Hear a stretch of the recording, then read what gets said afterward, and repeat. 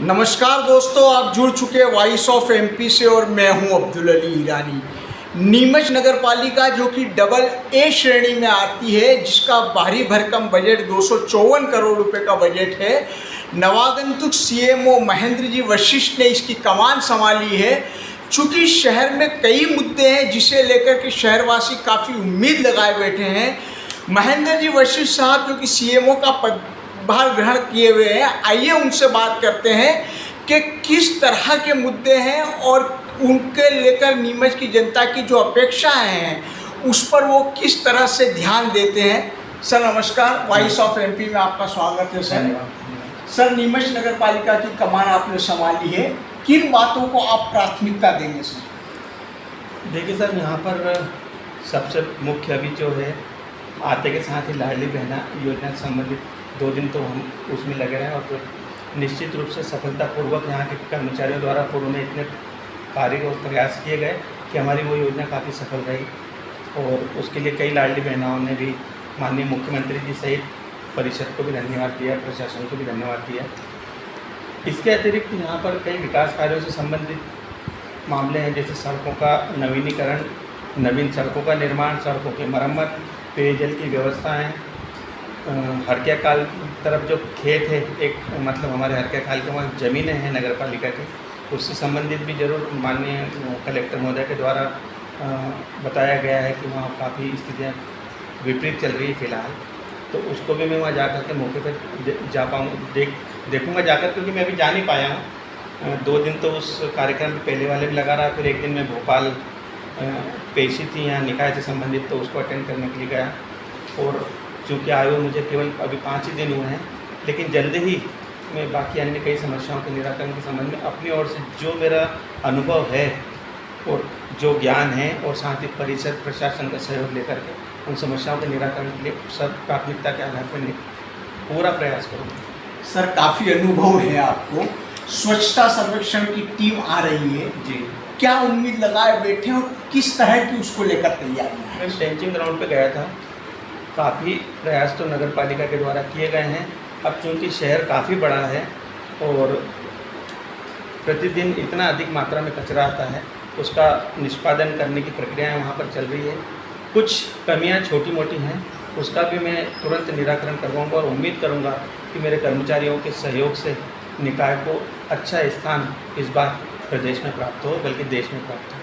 Sir नगर पालिका में कर्मचारियों और अधिकारियों की काफ़ी कमी है। दूसरी चीज़ ये भी आए दिन शिकायतें हैं कि ये लोग जो इंजीनियर और अधिकारी है टेबल पर नहीं मिलते हैं, और विपक्ष का खास करके ये आरोप है कि ये टाल मटोल का रवैया अपनाते हैं और भ्रष्टाचार का मुद्दा भी यहाँ चरम पर। जी, हो सकता है ऐसी, अगर कोई ना अगर शिकायतें कर रहा है, लेकिन कई बार शिकायतें इस प्रकार की भी होती है कि किसी के नाजायज़ काम हम नहीं कर पाएँ तो वो शिकायत कर देता है। और नगर पालिकाओं में तो इस पर सीधी यही की शिकायत होती है कि भाई हमसे पैसे मांगे जा रहे हैं, लेकिन कर्मचारियों की कई ऐसी स्थितियाँ रहती है, समय पर काम नहीं कर पाते हैं, क्योंकि अनेक कार्यों के दायित्व उनको एक एक व्यक्ति को देकर के रखते हैं स्टाफ की कमी के कारण।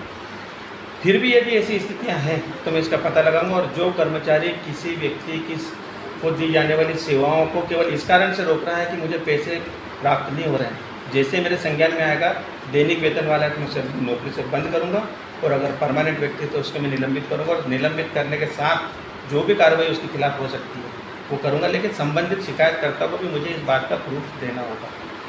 सर आपने आते ही लगाम कसने की कोशिश भी की है, नगर पालिका के अधिकारियों कर्मचारियों को सख्त भी किया है कि वे लोग कहीं ना कहीं अपने काम को सुचारू ढंग से करें और टेबल पर टाइम से मिले। जी हाँ, मैंने इसके माननीय कलेक्टर महोदय द्वारा निर्देश जारी किए गए थे कि 10 बजे से 6 बजे तक समस्त कर्मचारी अनिवार्य रूप से समय पर मतलब कार्यालय पहुंच जाए। उसी दिन मेरे द्वारा भी मेरे स्टाफ के समस्त कर्मचारियों को आदेश जारी कर दिया गया है और उसका पालन भी हो रहा है। और मैं भी आकस्मिक रूप से पूर्व से ही आकर बैठूंगा यहाँ पर, और साथ ही 10:05 पर रजिस्टर मेरे टेबल पर आ जाएंगे। जिसके हस्ताक्षर नहीं होगा उसकी एब्सेंट लगाई जाएगी। अगर उसने कोई पर्याप्त कारण दिया कि इस कारण से विलंबित हो गया तो एक बार उसे सूचित कर हिदायत देकर अगर दोबारा उसके द्वारा ये स्थिति कही तो उस दिन का उसका वेतन काटा जाएगा। सर एक ढिल्लन भूखंड का एक मामला है जो आपके संज्ञान में होगा, जिसको लेकर ये कहा जा रहा है कि वो करोड़ों की ज़मीन है और कोड़ियों के भाव दी जा रही। इसके लिए नगर पालिका के विपक्ष के पार्षदों द्वारा आवेदन भी दिए गए हैं। हाँ, मैं अभी उस प्रकरण को देख नहीं पाया हूँ, कुछ लोगों ने मुझसे चर्चा जरूर करी, लेकिन न तो मैंने वो भूमि देखी है कहाँ की है, नहीं मैं उसके अभी पत्रों को देख पाया हूँ। मैं देखूंगा और अगर कोई ऐसी स्थितियाँ होगी तो ज़रूर जो भी उसका उचित निर्णय होना चाहिए, जो उचित कार्रवाई होनी चाहिए वही होगा।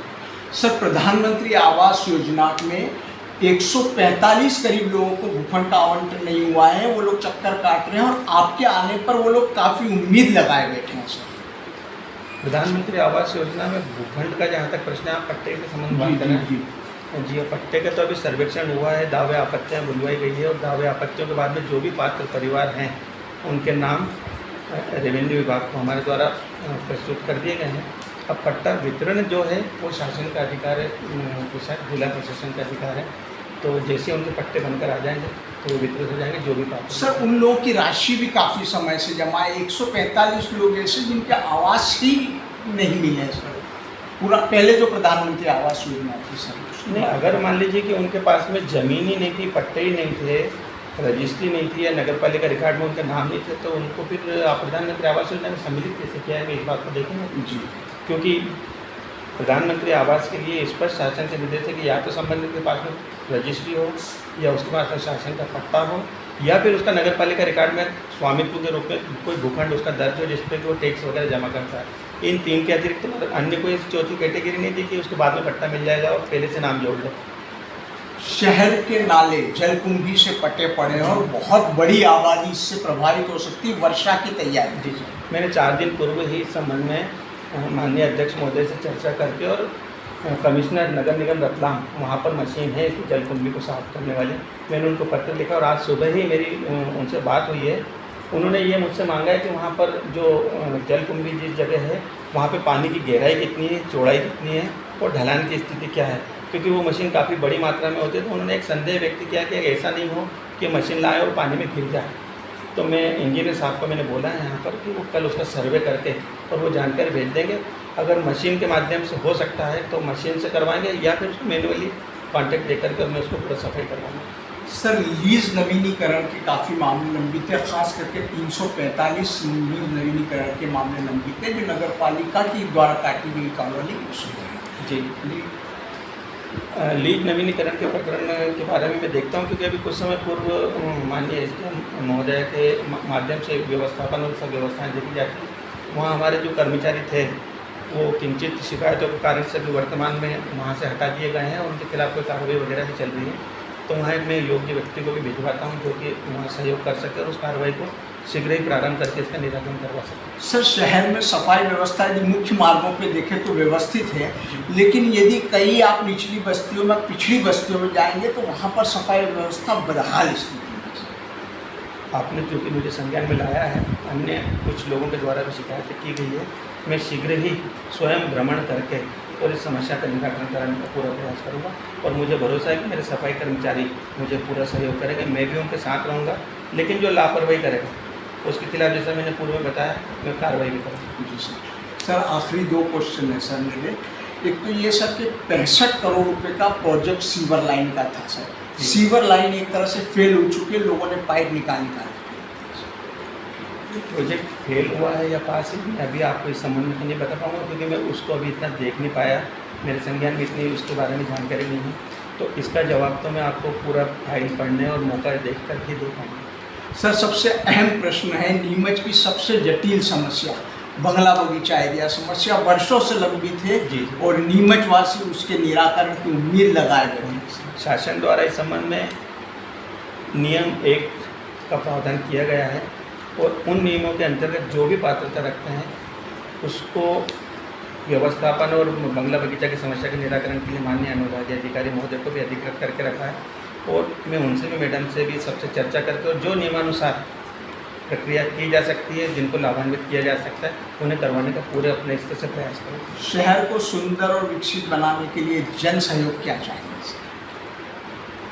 जन सहयोग से तो अपेक्षा है ही हमें कि जो कचरा इत्यादि सड़क पर ना फेंकें, साफ़ सफाई पे हमें सहयोग करें और हमें सहयोग से मतलब ये नहीं कि वो सफाई में हमारे साथ आए, बल्कि सिर्फ ये जो कचरा फेंकने वाली प्रक्रिया है वो ना करें, गीला सूखा कचरा अलग अलग डस्टबिन में डालें ताकि हमें सेग्रीगेशन की में अधिक समय व्यर्थ ना करना पड़े और हम अधिक से अधिक सफाई नगर को सुंदर बनाने के लिए प्रयास कर सकें। आज ही स्मार्ट सिटी प्रोजेक्ट इंदौर से अधिकारीगण को बुलाया गया था।